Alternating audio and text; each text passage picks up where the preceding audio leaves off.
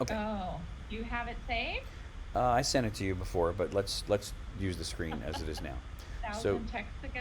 so let's go to intake. So the assumption is that you'll have someone sitting at a desk doing the intake, like getting the envelopes. Doing barcode. Yes, getting the envelopes, putting barcodes on, and entering uh, uh, panels that need to be run. Specimen Or type and tests. yeah. Okay, so first thing we would need to do is generate barcodes, which I can't show you on this video, but what we would normally do is you would go here and you would just say, create me 5 BTL numbers and 1, 3, or 5 copies of each. And all of these numbers we can adjust. Um, when you hit this, in about 2 seconds, it'll spit out labels from the printer. So I'll just say create 5 BTL numbers in 1 copy, and the printer would have run just now. So for this demo, though, we can go BTL numbers, show me the unused BTL numbers, and there they are. So I'm just going to copy a BTL number, and then we would go to the intake screen. So intake screen, I'm just going to paste in the BTL number, and if I We're mistype just it, doing this for the demo, right? yes, this is for demo. Okay. And we need a specimen type, and we'll say 10. And we'll say add test. And then we'll just say save this case. And you see that we didn't have to enter any other data because we can go back later and enter that data. So I'm just going to copy this BTL number. Why did it give those red? Because now the screen's reset, so it thinks you're entering a BTL number, but you're making all these mistakes. So it's required. It has to be 7 characters. It needs to not fail the check digit. Specimen type is required.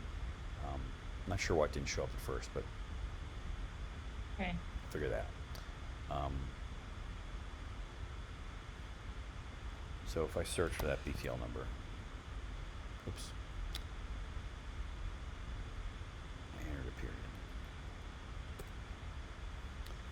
So I searched, and here's that BTL number, and I can open it in a new window. I'll just press on.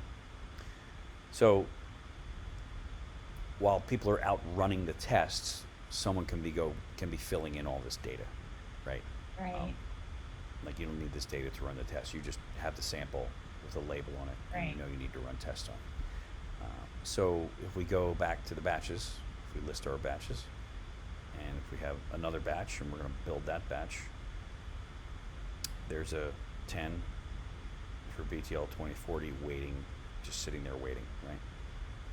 So we could go back to 2040 and say you need a standalone test of, I don't know, choose one. Nope, not a confirmation test. Go back up. Oh, right there.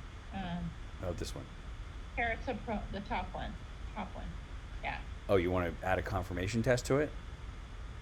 Or just a straight Oh. old test? Um, Oh, I don't know. Let's just add that.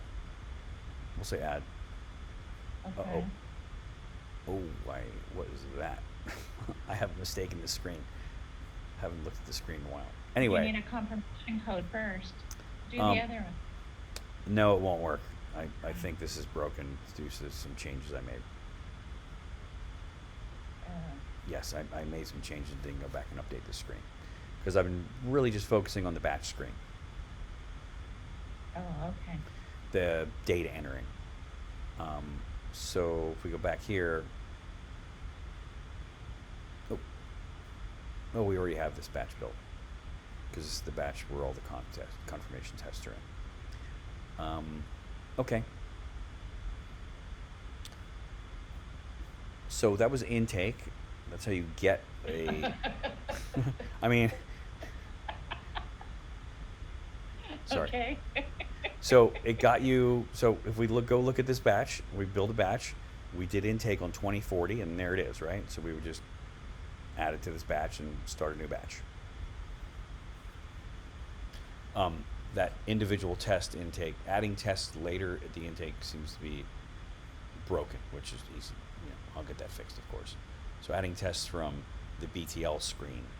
I'm this- just wondering if you had set up the tests,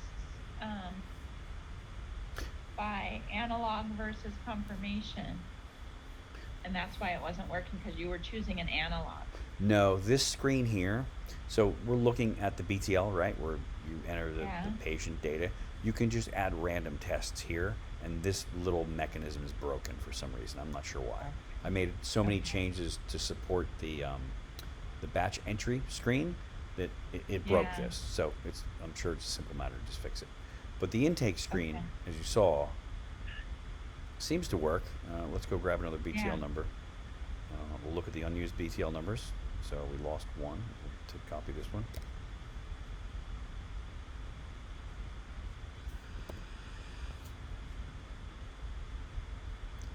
And you can, oh, sorry. Do a 13 panel.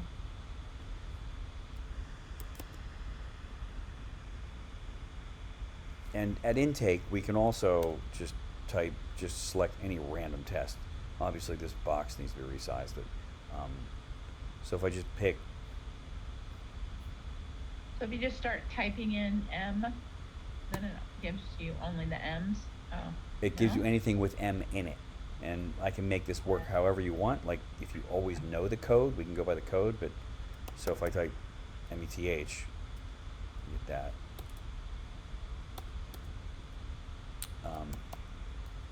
So I'll just grab any test, add.